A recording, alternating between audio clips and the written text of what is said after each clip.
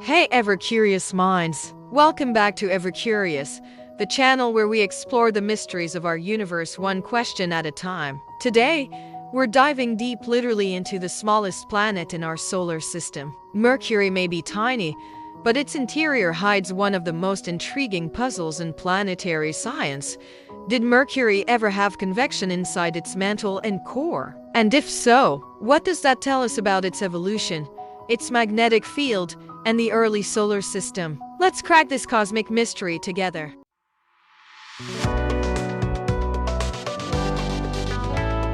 EverCurious, learn what you love.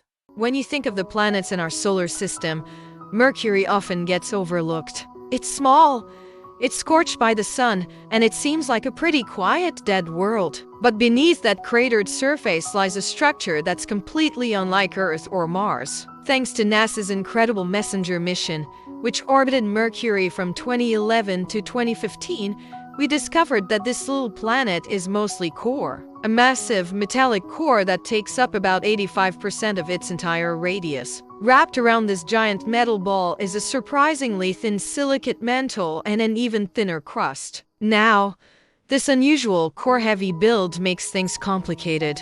On a planet like Earth, the mantle is a thick, roiling sea of hot rock that's constantly churning. This process is called convection. Imagine a pot of boiling water.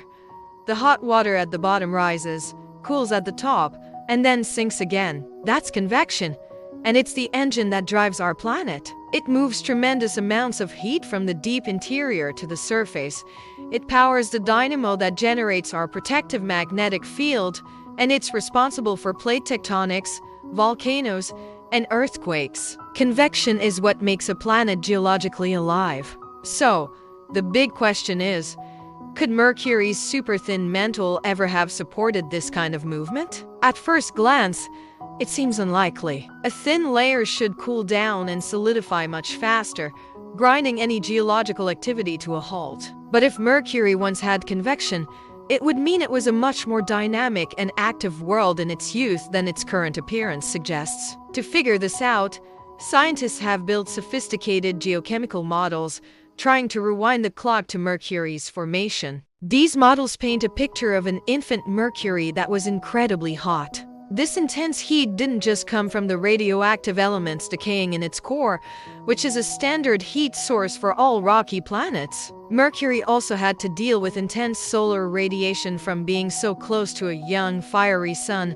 On top of that, its early history was likely marked by massive, violent collisions. Some theories even propose that a colossal impact stripped away much of its original crust and mantle, leaving behind the oversized core we see today. All this energy would have superheated the planet's interior. In fact, studies published in respected journals like the Journal of Geophysical Research, which analyze all that precious data from Messenger, suggest that Mercury's mantle got so hot that it began to partially melt. And once you have molten or partially molten rock, it can start to move. It can start to convect, even if just for a while. So, do we have any hard evidence for this ancient, active interior? Absolutely. When Messenger mapped Mercury's surface, it found vast, smooth plains covering huge areas of the planet. These aren't just flatlands. They're ancient lava flows.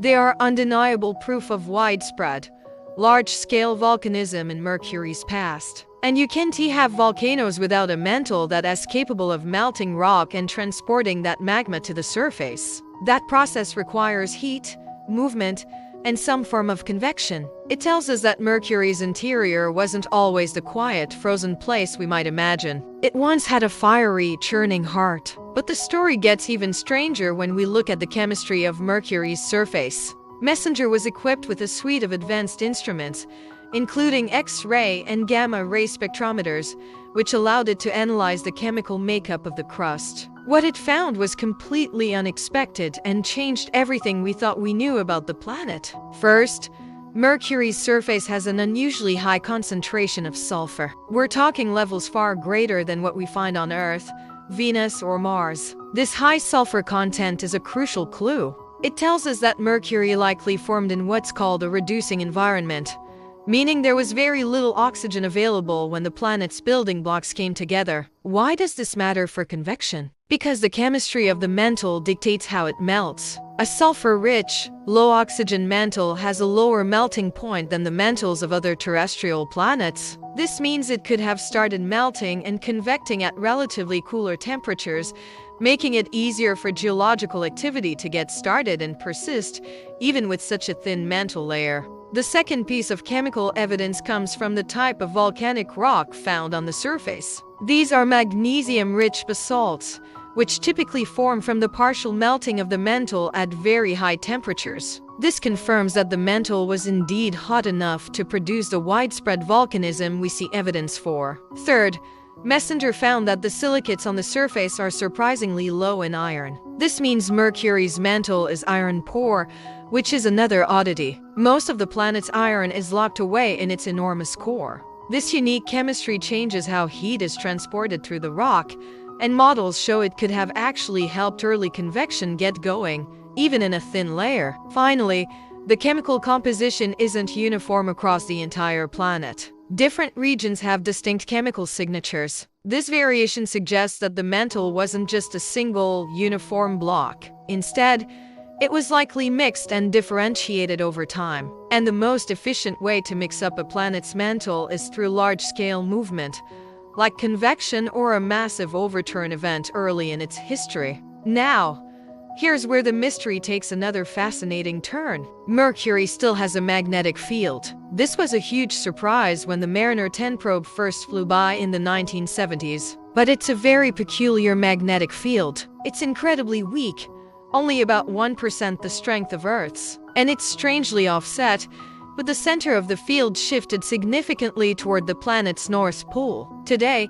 geophysicists are fairly certain this weak, lopsided field is not generated by mantle convection. That process seems to have died out long ago. Instead, they believe it's created by convection happening deep within Mercury's massive core. Even after billions of years, the outer part of the core is likely still molten and slowly churning. The high sulfur content we mentioned earlier plays a key role here too, as it acts like an antifreeze, lowering the melting point of the iron core and allowing it to remain liquid for longer. This slow, sluggish churning within the core is what scientists call a partial dynamo.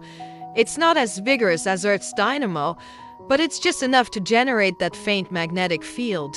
This partial dynamo is one of the strongest pieces of indirect evidence that internal convection was once much more powerful. It's like finding the faint, glowing embers of a fire that once roared. The core is still alive, just barely, hinting at a more dynamic past when the entire planet was a much hotter, more active system. So, what happened? Why did Mercury's engine slow down? The story of its cooling is a story of its unique structure. As the planet cooled over billions of years, the thin mantle lost its heat to space very quickly. It was just too small a blanket to keep the planet warm. As it cooled, it solidified, becoming too rigid and stiff to convect. The volcanic activity powered by that mantle convection sputtered out around 3.5 billion years ago, and the surface became geologically frozen. Meanwhile, the enormous core cooled much more slowly. Because it's so massive, it holds onto its heat for a very long time.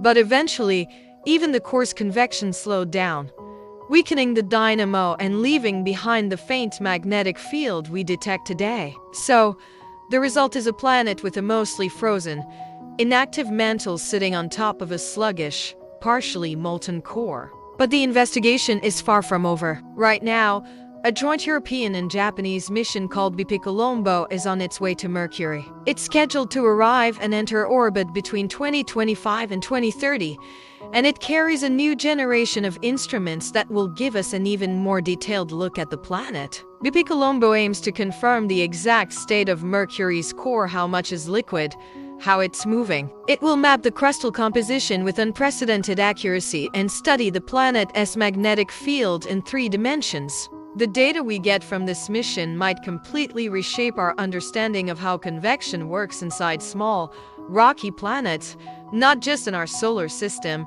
but across the galaxy. So, to answer our original question, did Mercury have convection? The evidence overwhelmingly points to yes. Early in its history, it was a geologically active world. Its mantle was hot enough to churn, fueled by intense heat and its unique, sulfur-rich chemistry, which powered massive volcanic eruptions. Today, that mantle convection is almost certainly extinct. But deep inside, its giant core still churns just enough to create a faint magnetic heartbeat. And that heartbeat tells an incredible story, a story of heat, violent impacts, strange chemistry, and planetary evolution in the smallest, innermost world orbiting our sun. It is a reminder that even the most seemingly quiet corners of our universe have dramatic and fascinating histories. If you loved this deep dive into the heart of Mercury, make sure you hit that like button, subscribe to EverCurious,